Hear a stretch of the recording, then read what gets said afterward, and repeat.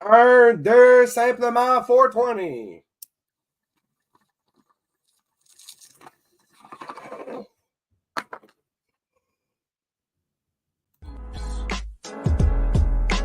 Oopsie, the worst rapper alive. Oops. Yeah. Big Mac's back on the mic like oops. Back on the horse, still jumping through hoops. I'm missing Lincoln Pink, I don't lip sync. Just to be clear, choking isn't my kink, but I do it anyway sometimes, I guess. Gotta laugh now, die later in my times of stress. I'm blessed, feeling good, charged up like a Hadouken. Mota du tabarnak, si, welcome into the worst wrestling podcast. This is the special edition of the Backlash review coming straight out of Quebec, Canada, with your host, Jacques Joseph Pierre Lucenay la VIII. For real, that's actually my legal name is Jacques Joseph Pierre Lucenay, and I do live in Quebec. My father's side is from France. My mother's side is from Quebec. So this show, right in the heart for me. And holy fuck, this crowd was hot as fuck, literally, from SmackDown through to today. This was honestly one of the best backlashes I've ever seen, and it really had nothing to do with the wrestlers whatsoever. Il est vraiment phénoménal, la. Fuck yeah, dude. This crowd was on fire the whole time. Literally, like, it didn't even matter what the match was going on. This crowd you could have had literally a bag of flaming dog shit wrestling against a fucking blow-up doll, and it would have been a fucking 5-star match. That's how good this fucking crowd was. But we'll get right into it. I actually came in a little bit late because I was recording an interview and then realized, like, oh fuck, Backlash. So I had to scroll back a little bit to catch the KO RKO matchup with Tama Tonga and Solo Sikoa. Guys, I've said it before on this show. I'm going to say it again. I'm on the outside looking in a little bit. I'm over this bloodline stuff. Like this to me it's jumping the shark at this point. This is the kind of stuff, when you just start adding, and I know it's Tama Tonga's brother. Spoiler alert, if you guys have not seen Backlash yet, go watch that, come watch this after. But basically, Tama Tonga and Solo Sikoa go over in this match because Tama Tonga's brother shows up to interrupt the match bloodline style. And Solo Sikoa wins it with another dirty thumb. And I'm just so over this fucking storyline. I mean, look, I personally am not particularly interested in the idea of a bloodline civil war. If that's where this is supposed to be leading, I guess, like, the idea that it would be leading to The Rock and Tama Tonga and Solo Sikoa versus a reunited Usos and Roman Reigns. And I also heard like Lance Anoa'i fucking thrown about, or Anoa'i. I'm apologies if I'm pronouncing the name wrong, but like, to me, this is getting into, and I'm not saying it's exactly the same. I'm just drawing the parallel of the late stage NWO stuff. NWO was like one of the hottest storylines that ever hit wrestling. Like Hulk Hogan turning heel, I think people kind of almost forget. If you weren't in that generation, if you kind of only watch it back, if you are a younger generation, you've only kind of heard of the Monday Night Wars through like what you've seen online and on. That was Bloodline-esque. That was one of the hottest angles that I think has ever existed in all of wrestling, especially when you talk about storylines outside of the WWE. The NWO stuff died because they just kept adding fucking members. And now with NWO, obviously it's different in the sense of you could just add anybody on the roster to the faction and it didn't even have to make sense. They just fucking did it anyways. And that's really what jumped the shark for that. But even in this sense of the bloodline stuff, where yes, you have to be in the family to, be part of it, but it starts being like and if apologies if you guys don't watch Shorzy, but it's like the fucking apple bombs on the show where it's like there's like 9, 10, 12 of these fuckers, and at some point you just start kind of assimilating them all together in your mind to where nobody stands out. And obviously the Rock and Roman stand out, but they're not there right now. This is like an Avengers movie without fucking Iron Man without Thor and Hulk, and you're having to explain it through dialogue why that's happening. So for me personally, the bloodline shit, I'm just over it. The actual match itself was fucking stellar. They kind of do this bullshit where they're gonna like do a tag team match, but it's like too wild, and then it turns into a street fight. And by the end, you got fucking Kevin Owens doing a brain buster through like a pile of chairs. Look like after a fucking ECW match. Like the actual match itself was great. And then what I hate, grinds my gears. When they take a fucking great match like this and we get a bullshit finish, like again, another fucking bloodline member coming in with the fucking hoodie on, and who is it? Oh my god, it's another fucking Tonga that I'm supposed to give a shit about. Like, fuck off. I'm so done with this now. Like, I honestly don't care who it is in this fucking family. Like, Rikishi could come out at this point. I'd just be like, whatever, bro. So again, I know I'm an outlier there. I know the bloodline story is still very popular among wrestling fans. And I'm not even saying that I'm totally out. I'm not one of these declarative types where I'm like, oh, they can never get me back. The bloodline story is done forever. They'll never get... No, they could just as easily... maybe they take an angle with it that I don't see. Maybe even just the stuff with The Rock and Roman is more interesting than I am expecting or foreshadowing. I'll be in on it, but I'm saying for right now, bro, this is fucking Backlash. Like, think about how like many pay-per-views and how much time we have even just between now and SummerSlam, let alone fucking next year's WrestleMania. Are we really telling this story for like a year with the Tongas and Solo Sikoa? Like, that sounds like some boring ass fucking weekly episodic television viewing, my friends. Anyways, we will move past the bloodline. Let's talk about the WWE SmackDown Women's Championship match between Bayley, Naomi, and Tiffany Stratton. I thought this was a great spotlight for Tiffany Stratton.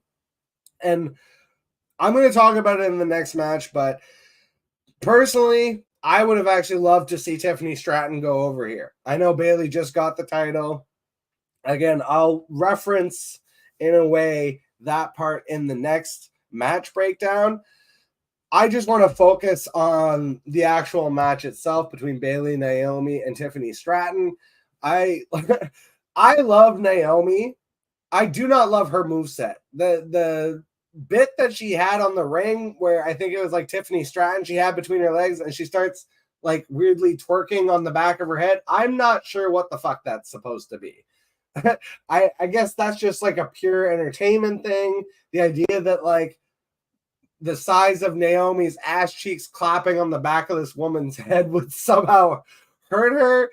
The idea is ludicrous. Like, I love wrestling. I love pro wrestling, but certain leaps in logic don't need to be made. It's like, again, it's like when you build within the caveat and within the framework of your universe, but then certain times they'll ask fans to make a leap of logic that just, if it's like that's a little ludicrous, but it's silly. It's whatever.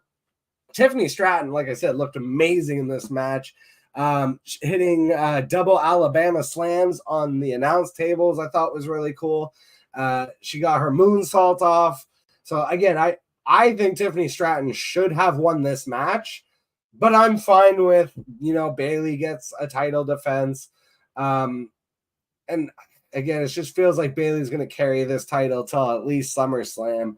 And maybe even, through to WrestleMania. Like, you know what? Let's just get into the next part because I just feel like I want to get this off my chest. I just want to lament and complain. I am so sick and tired of these long ass title reigns.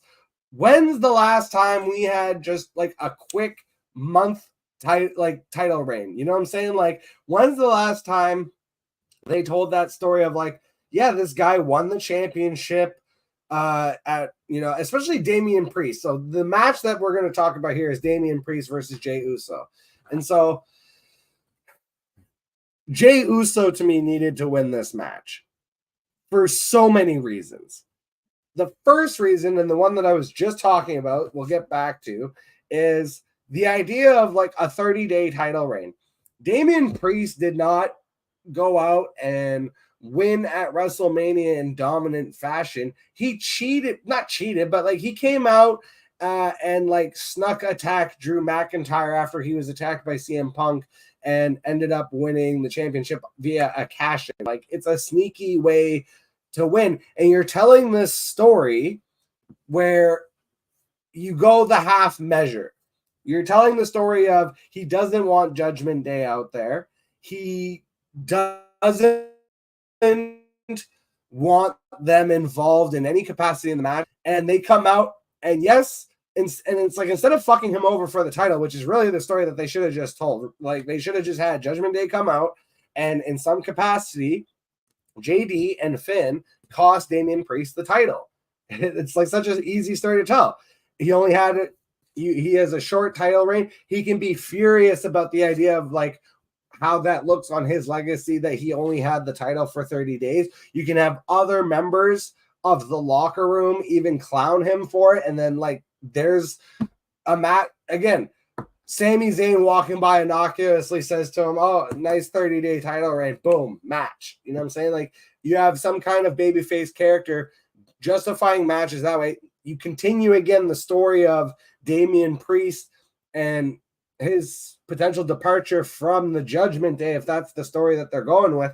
But instead, again, we get the stupid interruptions and just the bullshit and the paint by numbers finish, and Damian Priest is still the champion, and I'm going to have to watch this guy carry the fucking title for at least another 3 to 4 to 5 months. It feels like at least until SummerSlam.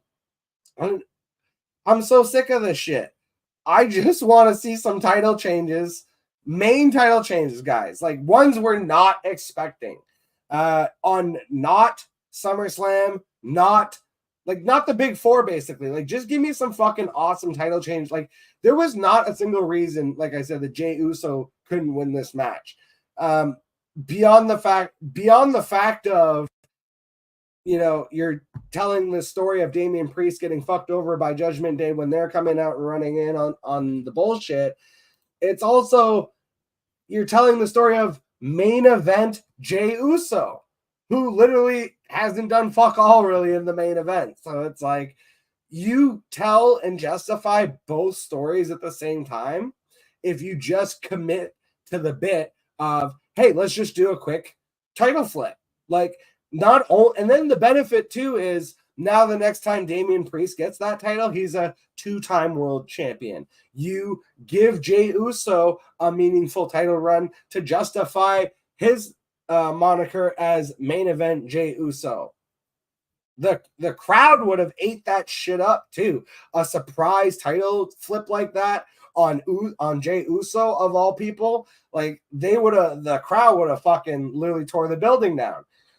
So again, it just feels underwhelming as a finish. And then to me personally, it feels underwhelming as an angle because really now it makes the Judgment Day look silly to me in the sense of like, you know, so now you have this, instead of Damian Priest freaking out on Finn Balor after the match for losing the title, he's freaking out on him for beating up Jey Uso. Like, why would Damian Priest give a shit that they're beating up Jey Uso after the match? He's pulling him off Jey Uso. He doesn't give a fuck about Jey Uso.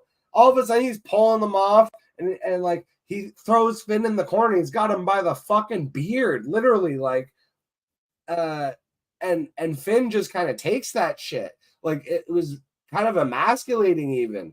And it's like, if you're going to do that angle, I'm totally fine with it. Again, if Damian Priest has something to be mad about, the guy won. He still has his fucking championship. Not only does he have the championship, it was directly because of Finn and JD.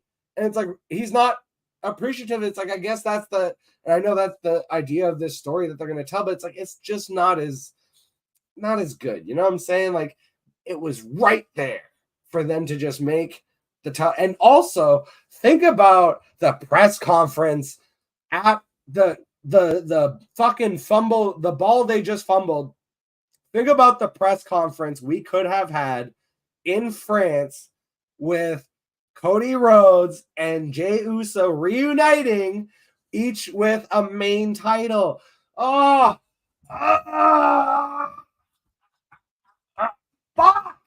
You kidding me with this shit?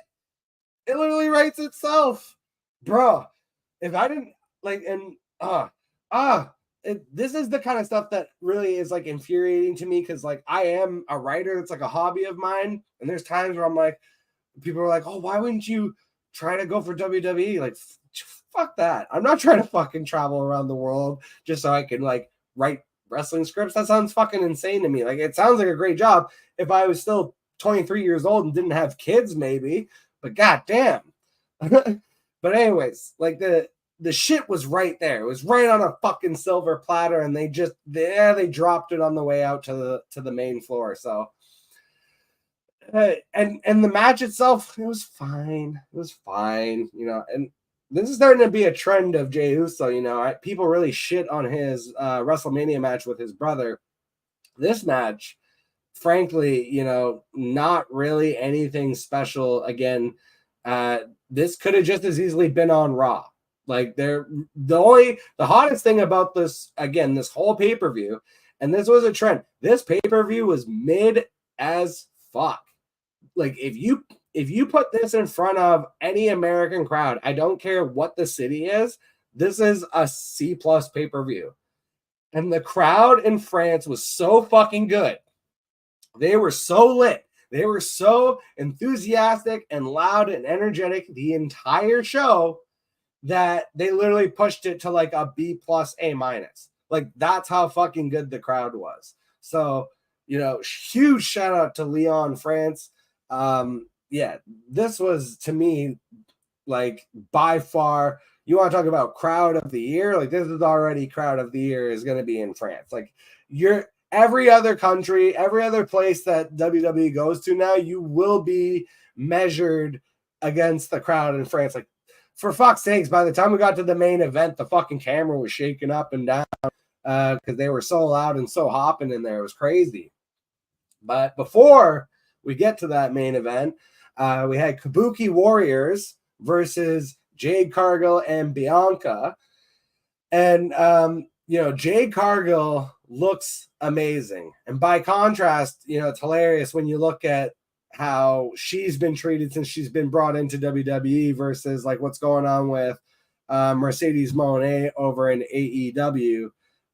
They've really protected the image of Jade Cargill, and it was never more apparent than in this match because, and I heard people complaining and lamenting online. And I mean, there will never not be people complaining online. So it's like, whatever. I honestly just don't even register it anymore. It's like, fucking everyone's going to have a complaint about everything, every time, all the time. It's like, you can't even fucking, God himself could fucking come down and deliver us a wrestling match of good versus evil, fucking the Jesus versus the devil. And somewhere out there, someone will shit on it and be like, oh, it wasn't that great. Like, it is what it is in 2024. But Jade Cargill, like I was saying before I went on that weird rant, she's been protected since she's been brought into WWE. She's been made to look like an absolute fucking stud. And yeah, there were people complaining, oh, they're putting her with Bianca Belair, and it's just because they look similar. Nah, bro, it's not just because they look similar. It's the matching energies. It's, you know, and you can tell that they are having fun with it too. You can see it on Bianca and Jade's face when they're working together. Like, they are really eating this shit up. They are enjoying every minute that they're tagging together right now. And it's necessary. And honestly, it works on so many levels. I mean, beyond the fact of obviously, like, you know, the comparisons physically, but like the way that they're able to do their moves together, the way they're able to you know, do their taunts together, even when they're doing the double pose of the bicep flex. Like, they look fucking incredible next to each other. And it's like, you could not have taken almost anybody in WWE and put them next to Jade Cargill and have them look equally impressive and on the same level. But Bianca fucking Belair, the EST, my personal favorite for female superstars since she broke into WWE, and my daughter's favorite too. She honestly carries this. She carried this match and she carries this tag team, and she does it in a way though where Jade Cargill can still be kind of the bigger name, honestly, and face in this team. But at some point, they're gonna split. I assume when they do, it's going to be Jade that turns heel on Bianca. I honestly would love to see Bianca try her hand at a heel turn. Like, I would love it if they kept Jade face and it was actually Bianca that turned heel. And you could even do a thing. I don't know if how long Montez Ford and Street Profits and Bobby Lashley are going to be running together. But honestly, if you did a thing where you kind of brought Montez Ford and Bianca's relationship more to the forefront of actual WWE programming and have them both turn heel, I feel like that could be a potential springboard for both of them. We'll see it. I don't think that's actually the route that they are going to take, but that's something that I would be very interested in seeing. This match, though, within the confines of the match, Kabuki Warriors versus Jade and Bianca, was clunky as shit. Like, there were multiple times, honestly, where Jade Cargill, I don't know what the fuck was going on. I don't know if it's just because she couldn't communicate with Kairi Sane. There was this really weird and awkward moment, too, where it was, like, extremely, like, apparent that, like, neither of them knew what the fuck was going on, because Kairi Sane tried to like pin her, and the ref had to like basically shout at her and tell her like, hey, you're not legal. And then she kind of backed off, but then almost like was like turning it into an armbar, and then kind of decided like, oh no, like I'm just gonna kick her away. It was really fucking weird. A couple of really weird, awkward tags between Kairi Sane and Asuka, where it felt like they were trying to set up a spot for Jade Cargill and it like went wrong. And then they like tried to go back to it and it like went wrong again. So again, multiple times Jade Cargill too, just like, you know, flubbing a little bit, just slight missteps where it's like, you could just tell like, yeah, she is still very green in the ring. And then the potential, like you can see like, no, Jade Cargill isn't like, and I saw people, there was someone online who said, give her the Goldberg treatment. No, she is she's capable of so much more. She just needs the time. And that's why, again, what I was saying about so many levels of working with Bianca, the fact that she gets to now work in this tag team with Bianca, who can help her develop her in-ring skills, while Jade Cargill, I mean, on the mic, in the camera, her presence, all of that shit's already A+, frankly. She really just needs to work on the actual mechanics in the ring, and working in a tag team is one of the best ways that you can do that. And so I really love, like I said, that they put them together. And there was a spot, and it went viral. It will go viral. You will see it online at some point, of Kairi Sane coming off the top rope, and Jade Cargill catches her and then just like flips her around 3 times into her finish. And it was just fucking damn impressive. And again, it's like, it was a stark reminder of why they brought Jade Cargill in, and that, yes, she is still green, but my God, this woman has all of the potential in the world. A storm is already hit in the WWE, and that storm's name is Jade Cargill. She looks like $1 million fucking dollars. Man, I'm very much in love with Jade Cargill. I love Bianca Belair. I love this tag team. I love everything about them. I'm glad that they got strapped. That felt like the most obvious decision of the night. Even though it was predictable, it was the correct decision. Like, this is probably, for me, I think the only thing that I would have done differently is I would have just opened the show with Jay versus Damian, and I would have had the title flip right off the bat. Like, and then I would have just, the rest of the card, exactly the same. Even the stuff with like the extra Tonga brother, I feel like would have maybe gone over a little better in a sense of like, especially because, again, you talk about they're setting up this idea of like a bloodline civil war. It's like, well, you know, I need to see like some conflict from Jey Uso, especially, who like left the bloodline. Like, if he has spent this whole time without them, without having won another title, like the title again would have justified his entire main event run as main event Jey Uso, and not having it, I feel like it is, you know, a disservice to that story if that's the story that you're trying to tell. So that's like the one real big change I would have made. I would have had Damian Priest versus Jey Uso, have the whole Judgment Day interference go wrong. Jey Uso goes over. You have the moment with Damian Priest grabbing Finn after the match, and JD. Even a perfect thing would have been to have JD try and break it up, and Damian Priest just beats the fuck out of JD, and then Finn runs away. Like, boom, there's your fucking story right there. And none of them actually, it's funny because then like the next night on Raw, you could still have them be all together in a group because none of them actually give a shit about JD. He wasn't even technically supposed to be, you know what I'm saying? And then he just has to kind of eat it.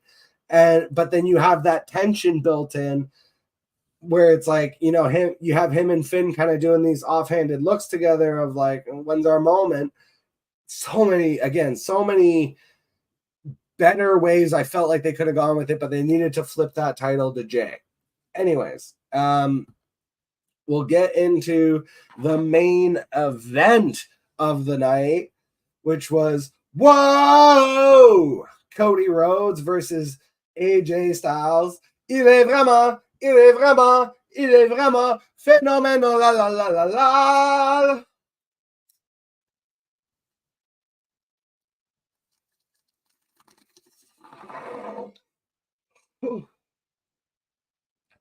Shout out to Hang 'em High, also known as V, also known as the guy with the rings on Twitter. He was at the show live in France. And so I was asking him and a couple of his followers like what they were actually chanting in the crowd. And so it's like an old joke in France. I guess that the word phenomenal was like in an old song. And so like when they hear it, they'll sing, il est vraiment phénoménal, la la la la la, which basically means he is really phenomenal, la la la la la la. So that was like the one big one that they kept doing through the entire main event, which it honestly was killing me. Like, I was giggling. I thought it was so funny because AJ Styles was selling it like $1 million. He kept looking around like, what the fuck is going on? Like, he looked so genuinely confused. That shit was popping me the whole time. The other one was, and they did this all night.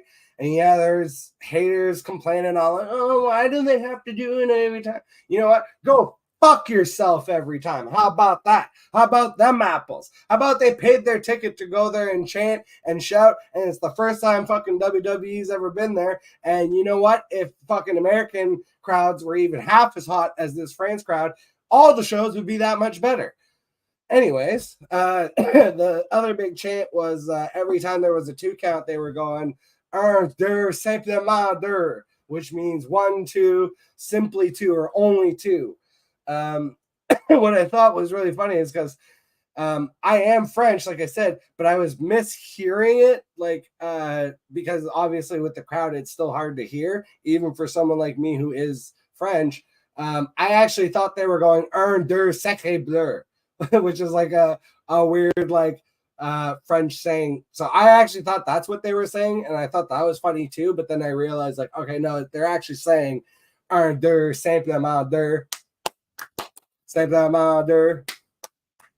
So that was the chant that they had going after every 2 count. But yeah, I mean, AJ Styles versus Cody Rhodes. The entrances were awesome. Also, I always like do these shows and I'm like, I see this shit online and I know I should write the names down, but then I always forget.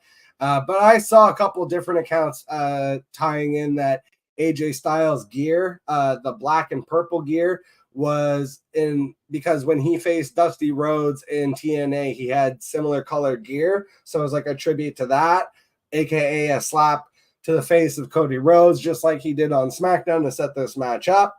And then Cody Rhodes, Homelander, coming out very Americana, classic Cody.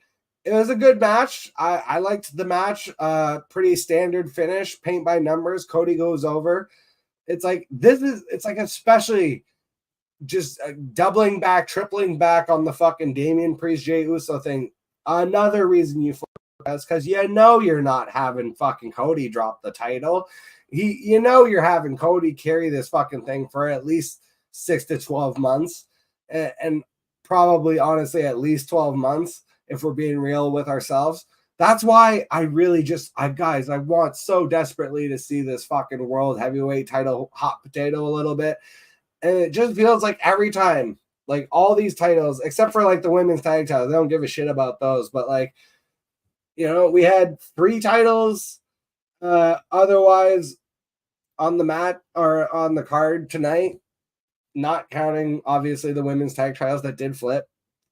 And all 3 of them defenses, right? It's just, again, very paint by numbers, standard. It's like, oh, they're telling a story about blah, blah, blah, blah. And then it's funny because there was like a moment at the end where I kind of fooled myself, where I was like, oh, there's like still 9 minutes. Like it was, it ended. It was 3:51 Eastern Standard Time. I was like, oh, there's still like 9 minutes left. Oh, maybe we're gonna get like some Uncle Howdy stuff. Maybe we're gonna set something up with Cody. Maybe they're gonna do something interesting here. Just kind of, you know, give us a little morsel for like the weekly programming going forward. Nope.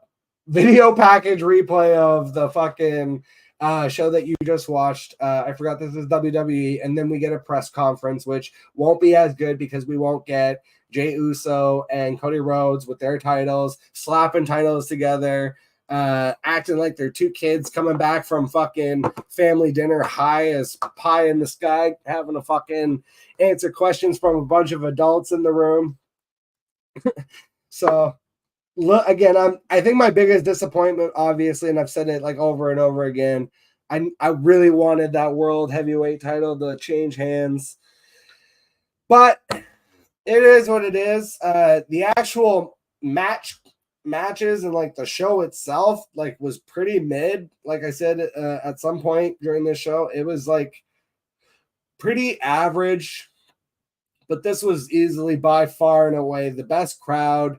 They set multiple records. Like they set the record, I think, for the highest SmackDown live attendance or something like that.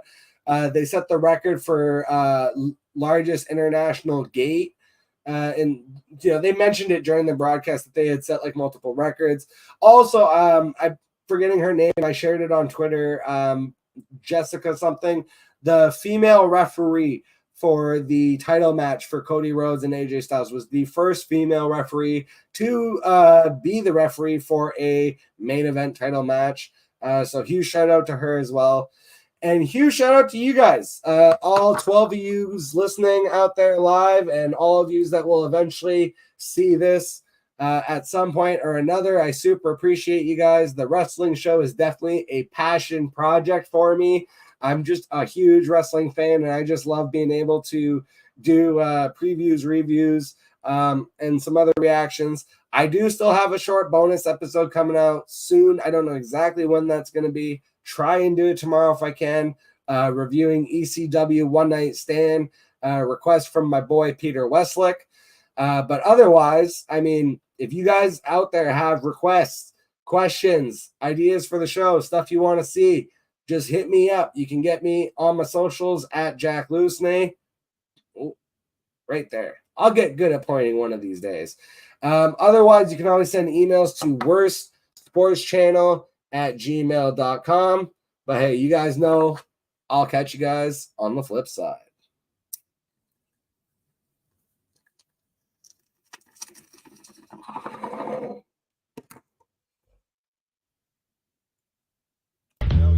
My positive contact results in affirmative impact. Never polarized on raps. I'm never primitive, but cannibalistic, vicious characteristics, hereditary potency, empathetic genes, yo. Empathy, HMCs at extraordinary speed. Some of me is like, some of them razor blades and grease in your bare feet. I see your fucking colleagues misprise you very much to your dismay. So today, I can say you won't be running away. Hold your tail between your legs. I'm gonna advocate when you fail with low stakes. I'll take a hacksaw to you cockeyed, mumble rap, slack jaws. Leave you shredded on the side like some coleslaw. The double time with that clothesline from hell like